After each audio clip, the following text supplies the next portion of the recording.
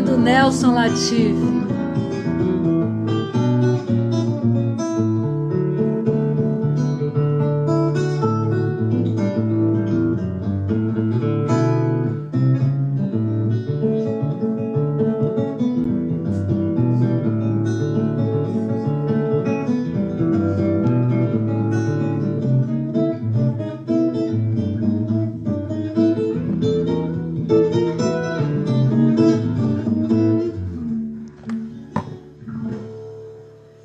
Gente, esse é Nelson Latifi, um músico muito importante, compositor, produtor, responsável por formar muito a plateia de música, de arte aqui na Europa. E Nelson, ele é paulista, né, Nelson?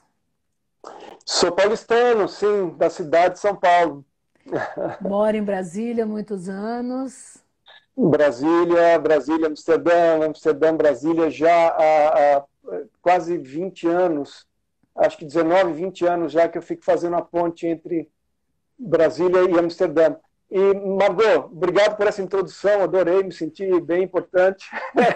Você é, meu filho. E obrigado por esse bate-papo, vai ser muito bom. Ai, vai ser Você me ótimo. guia, porque eu sou virgem em lives, hein? Você vai me guiando. Ah, deixa comigo. Agora, o bom é que tudo acontece. Assim, sabe, cada um no extremo, cada um no lugar, mas e é legal, porque eu acho assim que o importante é ser uma coisa descontraída, nada muito pesado, né, enjoado, ou ficar. A gente gosta de filosofar um pouquinho, lembrar um pouquinho os bons tempos, né? Fazer uma projeção do que vai acontecer agora e tal. Então, eu acho Uhum. que você. Eu comecei o programa, Nelson. Eu voltei do Brasil, passei 3 meses. De vez em quando a gente se encontra no Brasil, mas esse ano não, né? É. Então, eu acho que essas lives, elas proporcionam isso, sabe? Esses momentos legais que você fala com em toda parte do mundo. Ontem eu fiz uma com uma advogada amiga minha, uma celebrante de casamento na Austrália. Então, são 8 horas na frente de Amsterdã e nem sei quantas do Brasil. Quer dizer, é uma confusão essa coisa de horário, que, mas é o Você jeito que sabe que tem. que eu assisti sem querer a sua live. Foi agora, porque É. nessa confusão de tentar entrar no Instagram, eu acabei assistindo e eu achei que você estava live. Olha que pato. Ô, gente, olha só. Aí, o Nelson, ele foi uma das primeiras pessoas que eu conheci aqui. A gente já esteve juntos, e está sempre juntos em shows. Eu ajudo a promover, ajudo a animar. Eu sou animada, gosto de cantar, gosto de dançar. Aí depois, no dia seguinte, é uma ressaca moral, né? Que eu fiz um monte de besteira. Mas é o quê? Uma moto passando? Menino, É uma moto. É que uma moto. microfone É uma é moto. esse, né? Você morou em Brasília, não foi? Então, morei em Brasília. Antes de vir para cá, eu era jornalista da Câmara dos Deputados. E aí eu conheci o Henk, né? E o Henk, há 13 anos, você acredita que já tem esse tempo todo? É muito tempo, né? Eu acho que é muito tempo. É. E assim, eu sou uma imigrante, algum dia eu vou voltar, né? Quando eu for mais velho, um pouquinho, daqui uns 4 anos, eu acho que eu volto, sabe? Acho Essa, que. essa, essa ideia é recorrente, né, em todo mundo, não importa muito a época que chegou em outro país, mas essa ideia de voltar entre os brasileiros é tão forte, né? Você que circula muito, Nelson. O Nelson, eu acho que é recorrente sim, sabe? Tem muita gente que não quer voltar, né? Eu agora me assusto um pouco esse Brasil que a gente está vendo aí, não é? Que é, eu acho que é muito caos, é muita informação desencontrada, é muita confusão isso. Minha filha está aí, né? Minha família, todo mundo está aí, meus amigos e o Brasil todo, a população inteira. Eu me assusto um pouco isso que está acontecendo aí. Olha, eu nem quero mais ver tanta notícia, porque eu fico sem dormir, fico preocupada, fico, o que que eu posso fazer? E eu, infelizmente, não posso fazer nada, né? Eu acho que vocês todos aí, aqui também, né, Nelson? A gente corre muitos riscos também aqui. Mas aqui, É, pelo menos tem sabe, tem uma voz só, que tem que fazer isso, tem que fazer isso. Tem leis, as leis são obedecidas, né? O presidente, o primeiro-ministro, ele fala uma coisa e as pessoas respeitam. É uma coisa, não muda de toda hora, de gente, de ministro e tal. Então, é mais fácil a gente seguir as orientações, né? Mas aí me preocupa muito. Mas olha só, vamos falar de música. Ô bora. Nelson, quantos países você já tocou? Ah, bom, são vários países, né? Muitos, eu não sei, mas eu acho que passa dos 40.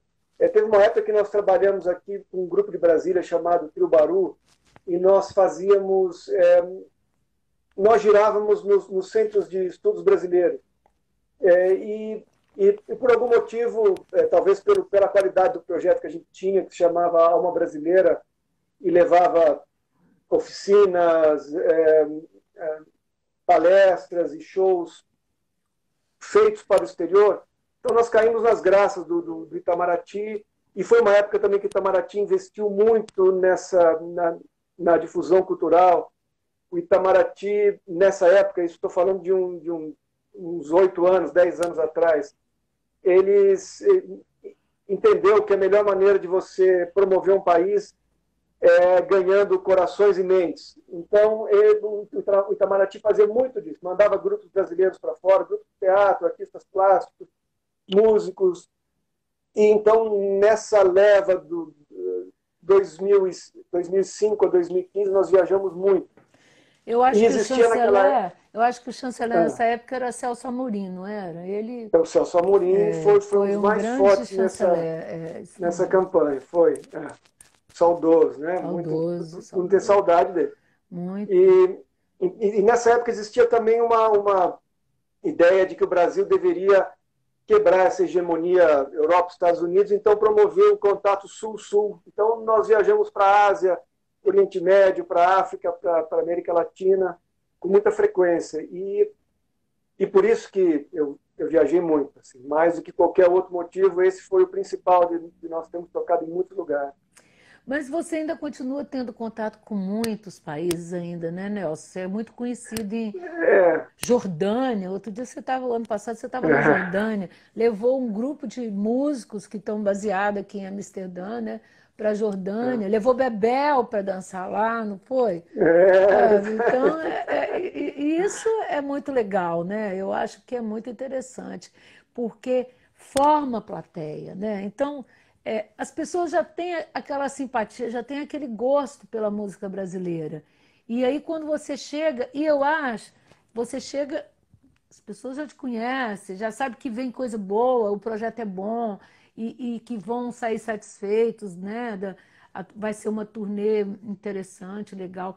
Agora, o que eu acho, eu vejo você fazendo as coisas aqui em Amsterdã, eu acho que você também é um descobridor de lugares legais para tocar, né, Nelson?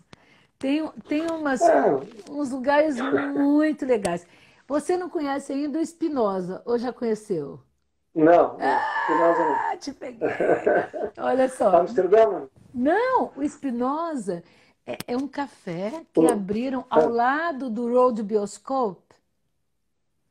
e pertence ao Road Bioscope? Sim, e tem um É? palco que tem um piano, olha que lindo. Questão de Menino, tempo. questão de Vamos atacar o tempo. Spinoza. Eu cheguei, o Espinosa estava pronto.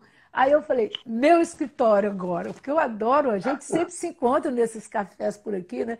Eu falei, ai meu Deus, esse café agora vai ser meu escritório. E vou sempre com estreia para lá, e a gente estava lá conversando, vamos fazer alguma coisa aqui, conversando com o pessoal de lá e tal. E aí tinha acabado de abrir o Espinosa, acho que um mês e tal, teve que fechar, tá lá, fechado. Vou fazer uma foto É. lá da frente e te mandar. Mas tem um Manda, manda, manda. palquinho, né? Mas é tão simpático, cara. É pequeno, mas assim, é um maior charme, sabe? é muito gracinha. E aqui do lado da casa da gente, sabe? Do lado da casa da gente. Você com binóculo assiste o show do Spinoza. Menino, exatamente. Daqui da minha janela eu acho que dá para ver o show do lado do Espinosa, sabe? Mas, E, Margot, é incrível como a música brasileira penetra, né? Em todos os lugares. Isso, de certa forma, abre o caminho para o músico, né? Você... olha, sabe o que nós fizemos no ano passado? Nós estávamos na França e dando um workshop para estudantes. onde lá na França? Em Montpellier? Foi Em Paris? Bordeaux. E era um workshop para, acho que para estudantes de uma escola de artes, mas mais ou menos o segundo grau, o ciclo médio, né? E nós sempre fazemos aquela pergunta: qual é o estilo brasileiro mais conhecido? Vocês conhecem? Invariavelmente é samba, em alguns lugares bossa nova. E foi a primeira vez que um aluno falou funk. Tchum, tchá, tchá, tchum, tchum, tchá, tchum, tchá. Eu falei, eita, as coisas estão mudando. Então, as coisas são cíclicas, né? Mas ainda assim o Brasil abre o caminho aberto do nosso país, aberto pela sua cultura, né? Mas você tem uma formação também, você toca muito choro, né? Talvez pela. Toco muito choro. E toca muito lindo, gente. Ele vai tocar um pouquinho pra gente aí também. Você fez parte do Clube do Choro de Brasília, Nelson? Não, eu não sou de Brasília. Quando eu cheguei, o Clube do Choro quando eu cheguei a Brasília no ano 2000, 2001, o Clube do Choro já era uma referência aqui na cidade e ainda hoje é um dos grandes formadores de músicos, né, aqui da cidade. Mas eu venho do choro o choro é um estilo que tem é um estilo mais ainda um pouco estilo de nicho da indústria, né? Nicho que quer dizer que são poucas as pessoas que gostam, mas as que gostam muito. Assim como outros estilos, Dixieland e sei lá, alguns estilos por aí, música caipira, jazz. O jazz é um pouco mais o Dixieland Jazz, né? Exato, é um estilo mais fechado que tem muitos fãs. E nessa época, o choro tem uns revivals de tempos em tempos. Eu peguei um revival do choro que aconteceu no final da década de 70. E São Paulo e Rio eram os lugares mais fortes, né? Então, em São Paulo, tinha uma rua chamada Rua do Choro, que era a João Moura, se não me engano, lá no bairro de Pinheiros, e eu ia assistir, bem menininho, eu ia assistir os caras tocando. E foi aí que eu comecei a me apaixonar pelo estilo. Mas eu era, como muitos músicos lá de São Paulo, nós éramos ligados ao rock, a uma outra onda. E nós tínhamos, assim, pop, rock e aquelas doideiras alternativas de São Paulo, Itamar Assunção, Arrigo Barnabé, junto com a música tradicional brasileira, a bossa nova, o samba, MPB e o choro. A Rita Lee, né, também, que era muito paulista, né? Muito. Ela eu acho que é do bairro do Paraíso. A Rita Lee, nunca vi, mas o João, que é um amigo nosso aí, que você não conheceu, ele saiu antes de você chegar na Holanda. O João Arruda conta que ele via a Rita Lee andando com uma jaguatirica na coleira lá pelo bairro do Paraíso. Mas sim, ela é uma das influências de qualquer paulistano. Com certeza. Mas você sempre tocou, Nelson? Você desde menino gostava de tocar? Como é que foi a sua? Ou você tinha uma família de músicos? Como é que foi a sua história com a música? Nenhum. Minha mãe foi pianista amadora, né? Como naquela época todas essas meninas estudavam piano e tal, né? Mas não, eu vim de uma família de advogados. A minha mãe e meu pai são advogados e eu estava fadado a ser um advogado também. Mas minha avó ganhou um violão numa rifa da igreja e me falou: eu não queria isso não, eu queria outra coisa, mas já que foi um violão, deu para o neto e eu comecei a aprender violão. Foi assim. Mas meu sonho não era ser músico, não. Eu queria, na adolescência, era ser político. Ah, meu Deus. Que pena que não foi, né? Pelo menos. Não fui mesmo. Político, gente, mas por quê? Qual era a influência? Quem era o político na época que te impactava, assim? Eu vou te falar. Eu acho que era a época. Era os 78, 79, 80. o Brasil, na época, eu acho que era o general Figueiredo, ou estava mudando para o Figueiredo, era o Geisel para o Figueiredo, e tinha toda aquela... O Brasil estava abrindo, não estava muito aberto, não, né? Ainda invadiram a PUC, tinha muitas coisas acontecendo, mas já estava abrindo e São Paulo fervia com política, né? Na PUC, né? Naquela região. Eu fui estudar, inclusive fui estudar história na PUC mesmo, um pouco pensando nisso, em pegar informação para sair falando por aí. Eu já fui candidata, né? Já paguei esse mico, sabe? Sério? E você é capixaba? Eu sou capixaba, sou de Colatina, né? Interior do Espírito Santo, mas passei a minha vida em Vitória. Fui candidata a vereadora em Vitória, pelo PT, e fiquei na suplência, mas eu acho que... eu não sei, não. Eu acho que não, acho que eu não seria uma boa política, não. Acho que eu fico melhor fazendo as coisas, trabalhando com comunicação. Eu acho que é muito difícil ser político, sabe? Ser um político sério no nosso país é muito difícil. Esses dias eu entrevistei o Sérgio Meneghelli, que é prefeito lá da minha cidade. Ele é considerado um dos melhores prefeitos do país, do Brasil. Olha. Não, a live com ele, Nelson, assim, mais de 11 mil pessoas assistiram a live com ele. Foi uma loucura. Uau. Eu não acreditava, assim, do que estava acontecendo, gente. É hora de você se candidatar de novo, Margot. Não. Quero não.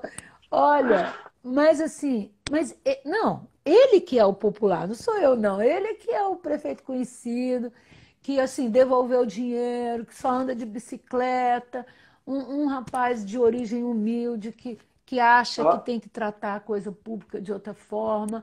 Quem dera se tivesse mais políticos desse jeito, entendeu? Então, foi muito interessante falar com ele. Foi assim, ele lá na minha terra, né, em Colatina, e eu aqui, e foi bacana, sabe? Ai, esses fones de ouvido. Você sabe que eu fiz anos esses dias, e ganhei do Celinho e da Valéria aquele fonezinho de botar O que aqui. fica pendurado? Aquele pedacinho, eu não sei nem como é que chama, que é aqui. Olha que bonitinho, mas menina, não estou conseguindo usar. Ele não fica, não segura. Acho que eu tenho um ouvido pequeno, não sei não. Ou grande, sei lá, não sei. Ô Nelson, olha só, o que você estava fazendo? Com certeza você tinha muitos projetos para esse ano, né? Então teve que interromper tudo. Conta um pouco para a gente o que você estava planejando para esse ano.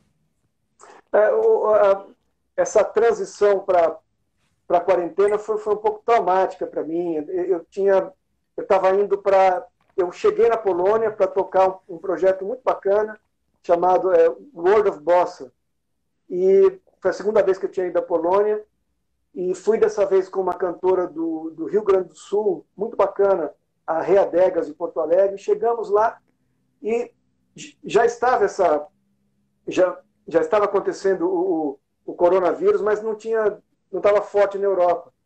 E a Europa não tinha fechado, nem entrado em quarentena de nenhuma forma, só estava preocupada com algumas coisas. Bom, nós chegamos na Polônia, o empresário já veio nos falar que todos os shows foram cancelados. Nossa. E, por acaso, a Polônia foi o primeiro país a se fechar. Nem sei como isso se refletiu nas condições atuais. Eu acho que a Polônia está mais ou menos, não está muito ruim, não. Mas nós chegamos, então, bom, não tínhamos o que fazer. Todo cancelado, era uma turnê de 10 dias. E fomos para o hotel e... Em vários lugares da Polônia?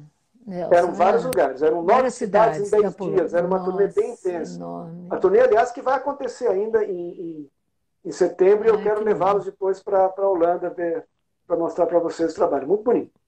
Bom, chegamos lá, não tínhamos o que fazer, resolvemos gravar, ir para o estúdio, 2 dias de gravação, e indo para o estúdio no segundo dia, nos falaram, olha, a Polônia fechou as fronteiras e amanhã fecham os aeroportos. Então nós fomos para o... Daí começou a virar aquela cena de filme de ficção científica. Fomos para o... De ficção científica não, de pandemia. Nós fomos para o aeroporto e pegamos o último voo para a Holanda. Que E, loucura. e na Holanda, com medo que a Holanda fechasse também, como acabou fechando, não totalmente, mas fechou também, eu acabei vindo para o Brasil para ficar com a minha família. Então foi um pouco traumática essa passagem, mas é nada que se compare à situação da classe artística hoje aqui no Brasil, acho que em todos os lugares, mas no Todos os Brasil lugares. está terrível, terrível. Aqui também, sabe? Aqui A nossa classe pressupõe pessoas juntas, né? Ela é uma forma é um ritual, né? Você ouvir música, você ir no teatro, ir no cinema, né? É um ritual, e esse ritual tem que ter gente junta, então nós somos os mais atingidos. Infelizmente, né? E a gente, plateia, sente muita falta, né? Lá no Monganga mesmo, todo mundo prorrogando. Eu cheguei cheia de ideia, cheia de. Estava vindo de Salvador, tinha conhecido a Silvia Patrícia lá, queria trazer para cá, queria te apresentar ela, uma cantora, compositora maravilhosa, baiana. Aí já estava fazendo uma agenda para ela aqui, aí também tudo parado, ninguém consegue fazer nada.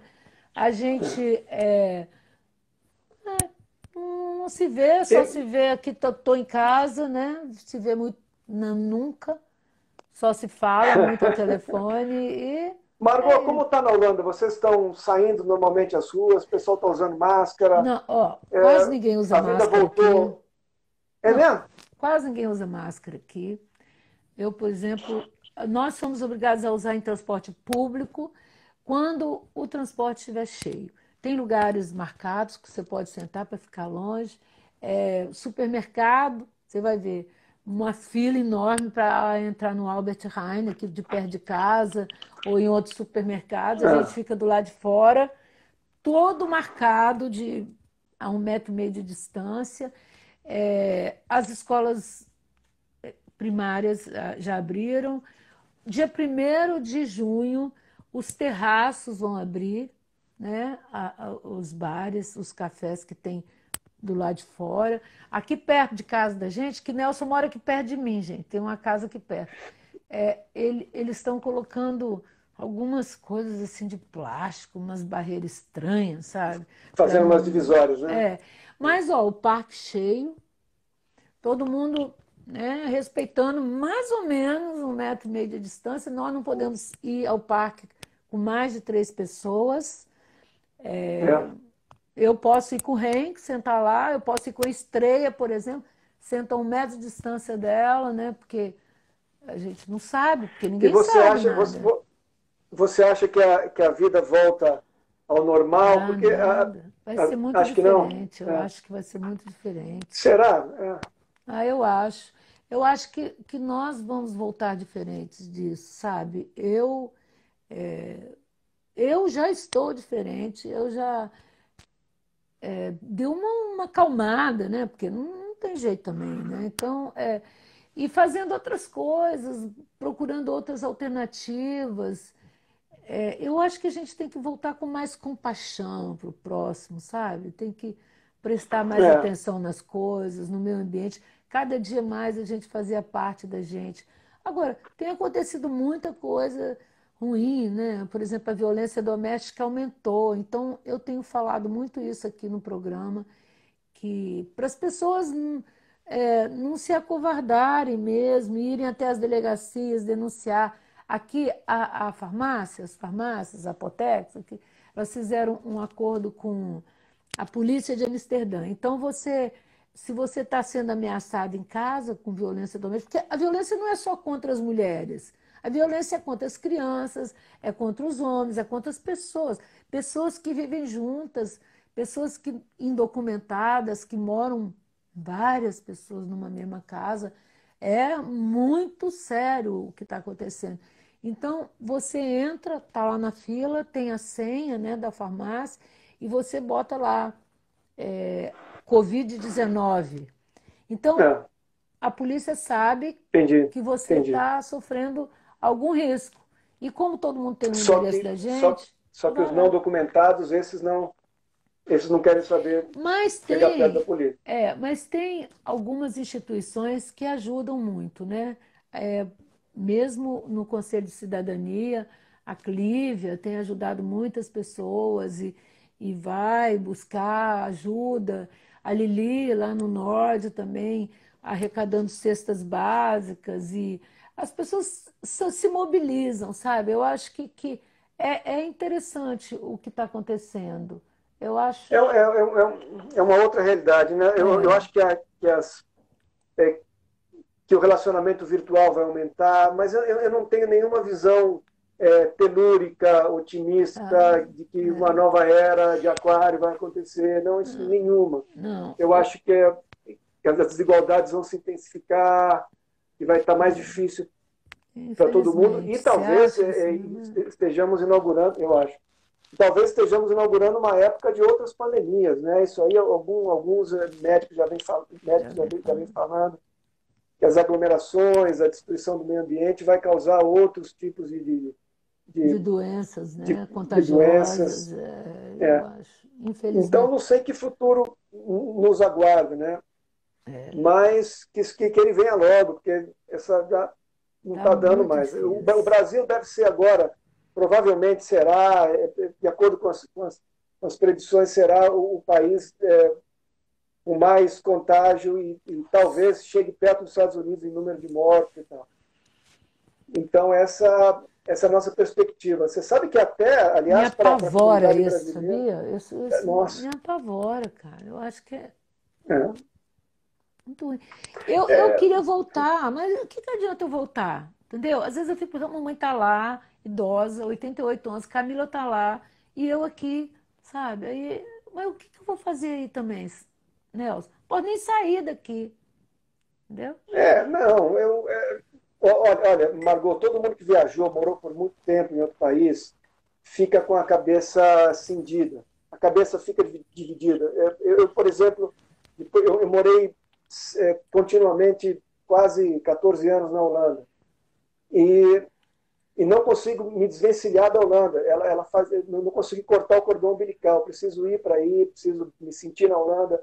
E a mesma coisa no Brasil, ficando todo o tempo aqui, começa a me dar uma angústia de sair viajando. Então, isso vai acontecer. Não interessa muito onde você está, a É, cabeça que você levou com essa coisa de ter morado em outros países, ela vai contigo e você não vai ficar muito confortável em nenhum lugar. E é bom também eu acho que ficar nós em movimento. nunca mais seremos os mesmos, né? Olha só, toca uma musiquinha pra gente, depois a gente volta a Ah, conversar. Já estão a pedindo aqui. posição tá ruim essa posição aqui, vamos ver aqui. Peraí. Dá para ver o violão ou não? Dá, mais ou menos. Ah, tá, Eu vou conversar com. Não sei se você conhece, Nelson. tá. Carlos Pau Brasil, conhece? Um cara que faz violão lá na Paraíba, que ele faz pro Paraíba, Gismonte, faz violão pro Gismonte, faz violão pro Geraldo é. Azevedo, para Paulinho de Tarso. E ele levou o nome Pau Brasil Carlos Pau no Brasil. apelido. Carlos Pau Outro Brasil. dia, A obra dele é, é demais, demais. Super esse legal. violão é do paraibano, João Batista. É, não conheço, não. É. Aliás, o meu violão que eu tenho aqui em casa, o Nelson foi comigo comprar. Você lembra que você Foi. comprou esse violão comigo? Eu queria comprar um violão, aí você foi, eu vou com você, e você escolheu o violão para mim. Aí eu falo para Ô, todo mundo, Margot, gente, esse violão, as pessoas elogiam. Margot, esse violão é legal. Eu falei, pois é, Nelson que escolheu esse violão. sabe que uma vez num show aí, não lembro onde foi, a gente foi, talvez o Road Bioscope, estava anunciando uma música do Jacó do Bandolim, e alguém perguntou, o nome dele é Jacó do Bandolim? Não, o nome dele é Jacó Bittencourt, mas as pessoas que fazem algo muito bem no Brasil, né, por exemplo, Carlos Pau Brasil, eles acabam levando o apelido daquilo que eles fazem. Né? No caso, ele trabalha com madeira, Pau Brasil, Jacó do Bandolim é, Legal isso, é né? o Bandolim, o Nelson Cavaquinho. E Pois daí é. o cara perguntou, e você? Eu falei, eu sou o Nelson Facebook, que é a minha especialidade. Ô, gente, o Nelson é descendente de libaneses ou sírios, Nelson? Sírios e libaneses, né? Na Os época não dois. tinha divisão. Eu sou de libaneses, né? Já Você fomos. é dos quatro costados ou não? Não, não. Eu Você sou é uma só vinte e mistura, né? cinco por Italiano? cento. Sou. Só vinte e cinco por Ah, cento. E tem também suíço, português. É mesmo? Mas É. eu acho, eu sou muito árabe, eu acho. Eu acho que eu pareço uma árabe. Eu Você é acho que eu pareço comedora de tabule libanesa. também. Adoro. Você... Bom, Nelson vai tocar um pouquinho pra gente, senão a gente fica Tocando, vamos conversando lá. aqui. Vamos lá. Só se dá para ouvir bem, tá? Manda coração, gente. Dá para ouvir ou não?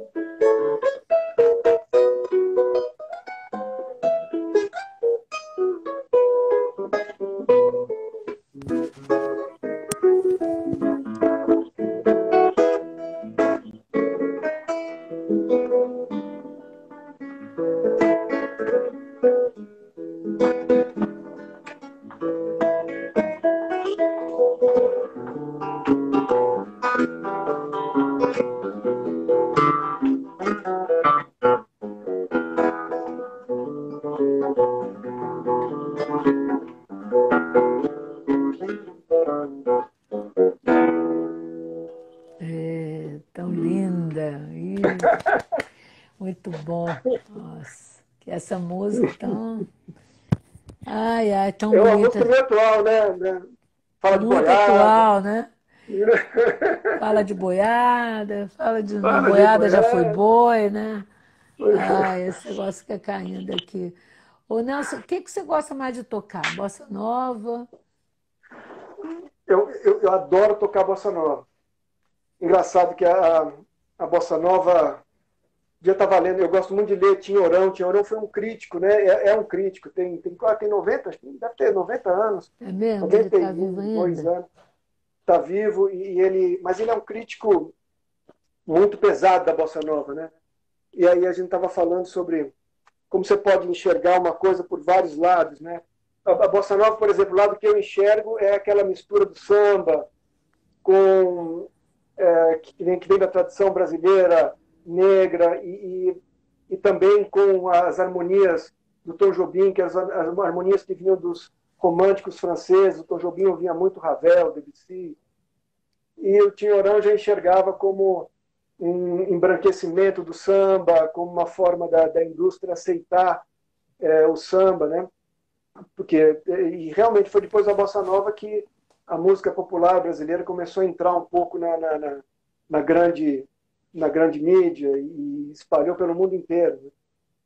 Mas assim, bom, estou divagando aqui sobre a bossa nova, mas assim, eu Não, gosto muito de mas. tocar bossa nova. E chorinho também, Falando. né?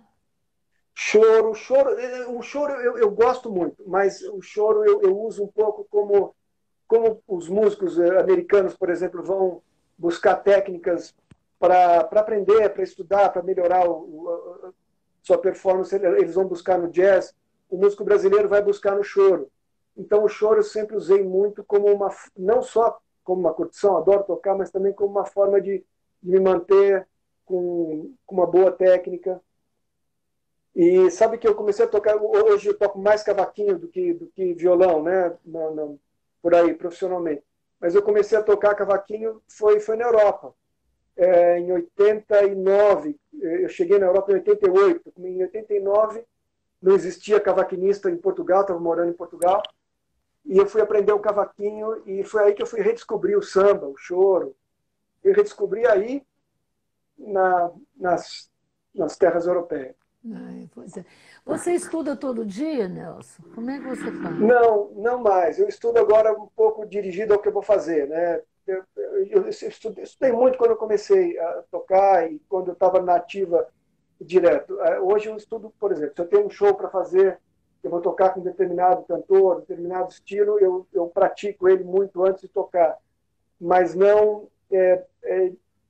disciplinadamente como eu fazia quando eu comecei, que eu chegava a estudar 6, 7, 8 horas por dia. Era até um exagero.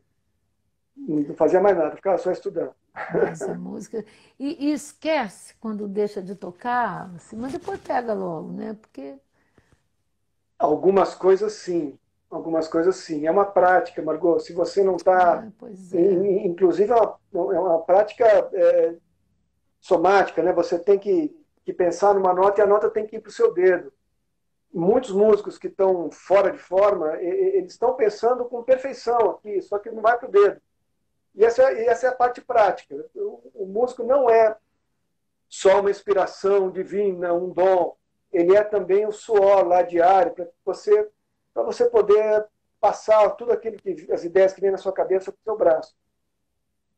Então, por isso também que muitos músicos, grandes músicos, que são altos compositores, têm técnica perfeita, quando vão tocar ao vivo, entram em pânico, porque é uma outra dinâmica também. A dinâmica de você estar com outras pessoas te olhando, né? Já é um outro treinamento. Porque eu acho que também você tem que ficar preocupado com outras coisas também, né? Com plateia, se está gostando, se não está gostando, se o barulho, ou alguma coisa te distrai a atenção. Eu acho que não deve ser É. fácil, não. Por exemplo, você tocar num barzinho, né? Todo mundo falando, sabe? Deve ser complicado, né? Porque É. você está lá tocando. Todo mundo lá curtindo, bebendo, falando e tal. Não, não deve ser uma coisa muito confortável, né? Eu acho. É mais É, fácil. você tem que se acostumar, né? Você sabe que o músico está passando, as artes em geral, né? Nós vivíamos até a década de 90, ou no meio da década de 90, nós vivíamos um pouco mal acostumados. O músico que já tocava muito, ou qualquer artista, mas vou falar dos músicos, o telefone tocava, você tinha um projeto para fazer, um trabalho para fazer, você se preparava para aquilo, você ia para o palco, você era mais ou menos tutelado, não tutelado, você era levado àquilo que você iria fazer. Se você fosse de uma gravadora, a gravadora te provia de um adiantamento dos royalties do seu trabalho. Se você era um escritor, a editora também te pagava para escrever o livro e você se concentrava só na arte. Era uma outra dinâmica. Depois caiu aquilo, não existe mais. Hoje em dia, os grupos que são tiqueteiros, né, quem sobrevive do ticket, dos bilhetes que vendem, são raros. E já não tem mais as gravadoras. Mas, E, e como é que então, o faz, músico foi. então? Porque Então, vender o disco músico não vende, aprendeu. né? Não vende nada. Não. O músico aprendeu outras coisas, né? No meio da década de 90 para frente, começou. Os governos foram começando, os estados foram começando a subsidiar a arte. Então, boa parte foi subsidiada, até pela importância da arte, obviamente. Então, os músicos começaram a desenvolver outros lados, né? O lado do produtor, porque se não saísse correndo atrás, não ia acontecer nada. Então, muitos músicos, artistas em geral, viraram produtores, e isso foi tirando tempo de dedicação exclusiva à arte que fazíamos, né? Hoje, qualquer músico, você pode perguntar para qualquer um, de qualquer área, até talvez não os grandes, mas os que estão quase lá, eles estão também trabalhando a parte de divulgação, de gravação. As gravações hoje, muitas das gravações são feitas em casa. Então, a pessoa foi desenvolvendo Outros costumes, né? outras coisas. Né? Outro dia eu falei com o Tony Horta, foi super legal falar com o Tony Toninho, Horta, querido demais. Toninho é um viajante Ele é no mundo inteiro, fãs no mundo inteiro. maravilhoso, ele é demais, Né? sabe? Ele é demais. E aí ele estava falando, eu falei, Tony, você tem estúdio aí e tal? Eu falei, não tem, mas eu estou até querendo ter, sabe? Vou organizar um estúdio aqui, porque está mudando. Ô Nelson, olha, eu sei que você trabalhou muito dando parecer para projetos no Ministério da Cultura, né? É, é. Quando existia algum projeto, né? Parou Quando tinha completamente, um não existe mais ministério. nada lá, nada. Não, não, é terra arrasada. O Ministério da Cultura é terra arrasada. Eu tive muita sorte, eu peguei 3 ministros, todos eles bons. O melhor deles foi o Juca Ferreira, que veio O depois do Juca é Gilberto Gil. muito bom mesmo. Nossa, esse cara Ele era é. incrível. Para mim foi o melhor ministro da Cultura que tivemos, junto com o Gil. Depois foi a Ana de Holanda, que também mandou relativamente bem. Depois foi a Marta Suplicy, que tinha um outro viés, um viés mais da indústria cultural, mas também o Ministério funcionava. E depois foi terra arrasada, horrível. Hoje, teve esse episódio da Regina Duarte, embora Infelizmente. tenha ficou muita gente revoltada com a entrevista dela, É o que ela muito. falou e o que ela fez, ou melhor, o que ela não fez, porque não fez nada, mas eu fiquei com um pouco de pena também, talvez pela me parecer um pouco perdida, fiquei um pouco de pena da Regina Duarte. Lembrei da Malu Mulher. Mas a Malu Mulher, gente, ela marcou época, né? Foi a primeira a mulher mais independente que a gente viu, porque estava se deparando com tantas coisas. É uma boa comparação devido às diferenças Mas o proporcionais da Ministério coisa. ele foi praticamente aniquilado. Eles têm uma forma muito interessante de fazer as coisas hoje em dia. Eles não, o governo, quando quer terminar com alguma coisa, Margot, hoje, de maneira geral, ele já não confronta, porque a opinião pública é muito grande. Então, ele não vai, por exemplo, fechar o Ministério da Cultura, embora ele tenha feito isso, mas Criou transformou uma numa secretaria secretaria. É, sem o menor.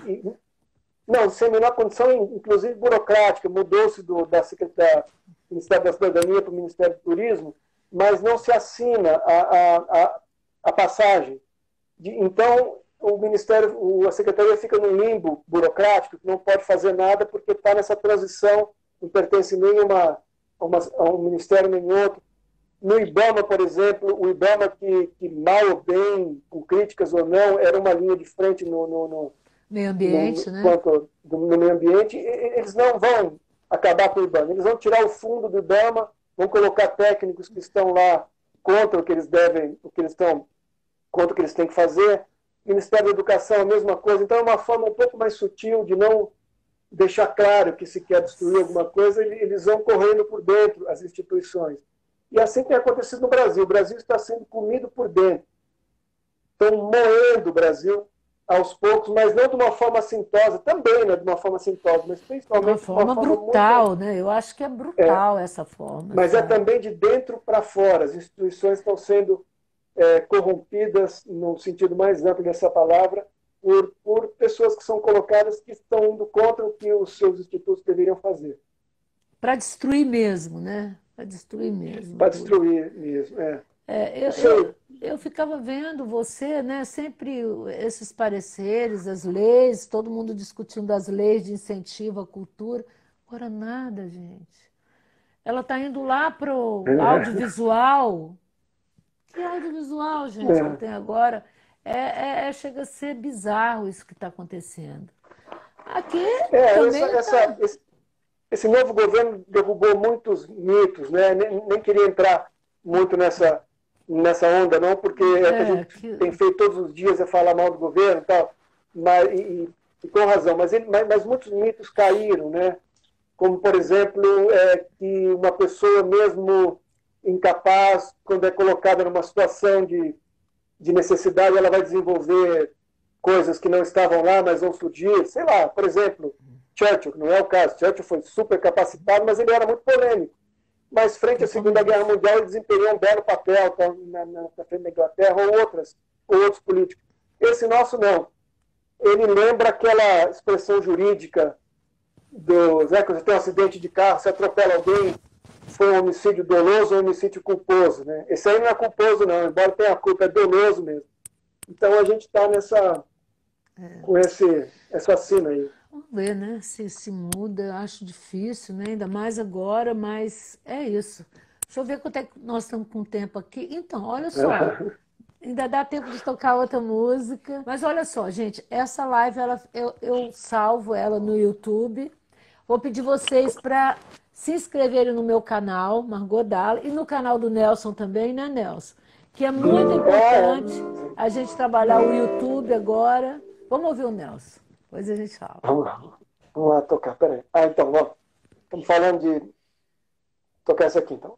Peraí.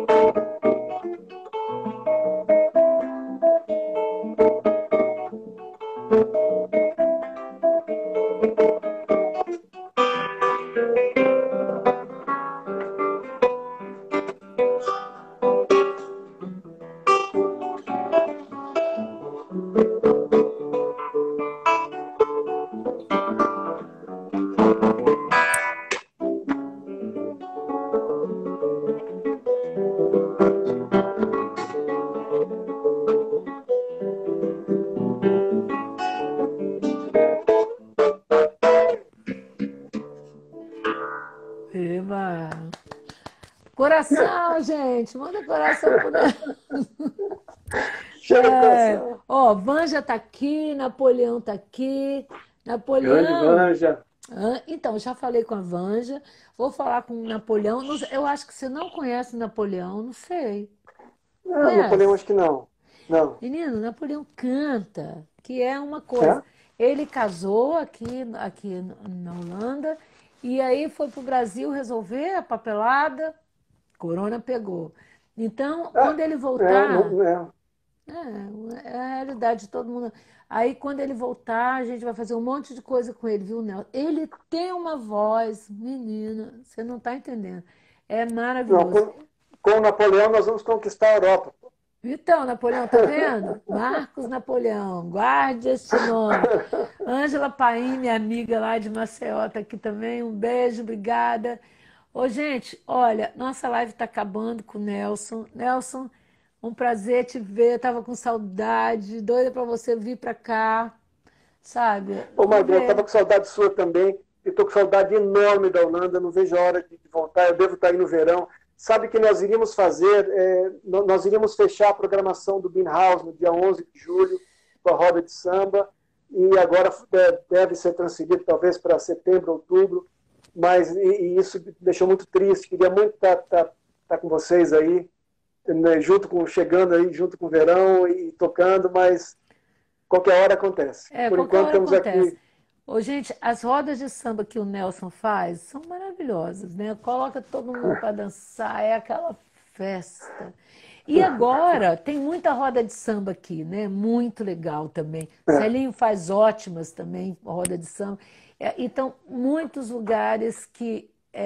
E eu acho muito bom, muito holandês tocando também, né, Nelson? Muita gente tocando bem, cantando bem, né, também. Cantando muito bem. Os holandeses são muito musicais, né, mano? São muito musicais. Não sei se por sempre estarem voltados para fora, né? Não existe assim, um estilo musical popular, muito popular na Holanda, que seja da Holanda, né? Então sempre foram muito voltados para fora.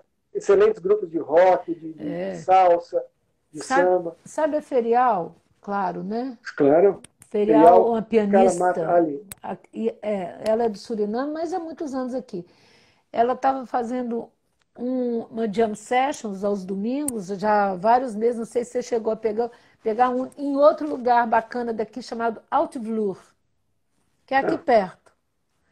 O lugar é tão legal, esse lugar, você precisa conhecer, Nelson, é muito legal. O Nelson, ele também faz muito concerto. Como chama aquele ateliê? Ateliê aquele do Eisenstaven. Eisenstaven. Eisenstaden, né? É um nome complicado. Mas é um cenário, é muito legal aquele lugar, não é, É Nelson? legal, né? É muito legal. Sabe, É, você sabe quando eu cheguei na Holanda, Margot? Cheguei aí no ano em 89. Esses lugares alternativos eram muitos. Você andava pela cidade, você ouvia uma música ou algum happening, você batia na porta e lá tinha um grupo de pessoas não muito grande fazendo alguma coisa num espaço alternativo bem bacana. Isso foi acabando um pouco, né? O Eisenstaven é um sobrevivente dessa época. eu acho bárbaro aquele lugar. E o legal de lá é que assim, os vizinhos oferecem um salgadinho para É, você, não é? Ficam no são bar, voluntários. são voluntários, gente. Essa coisa do voluntariado aqui é muito importante e muito legal isso também. Lá no Road Bioscope, que é onde o Nelson toca muito, você viu que aquele artista morreu, Nelson? O Félix morreu, Que você morreu. tocava muito com ele, gente. É. Você sabe que o Félix, Ai, morri de ele já pena. vinha de um tratamento de câncer que não deu certo. Então, ele queria que, quando ele morresse, fizessem uma festa, mas um festão no Eurobioscope com todos os amigos dele, que tocassem certas músicas. Ele fez mais ou menos um plano, mas ele morreu durante a quarentena, né? Essa confusão. Não pelo Covid, mas por outra coisa, pelo câncer. Então nós devemos fazer homenagem a ele Ai, em que lindo. outubro e novembro, lá no Road Bioscope. Vai ser uma série de shows dedicadas ao Félix, que era um personagem bem Amsterdama, né? Maravilhoso. Mais Daqui, dessa Amsterdã que ele região nossa impossível. aqui, né? Do Yodam, é. Do Iodã, que a gente mora aqui nessa região. Pois é, eu morri de pena. Eu vi lá na porta do Road Bioscope escrito que ele tinha. Ai, Ah, é. gente, que pena, sabe? Mas é Ah. isso, né? Ô, Nelson, querido, muito obrigada.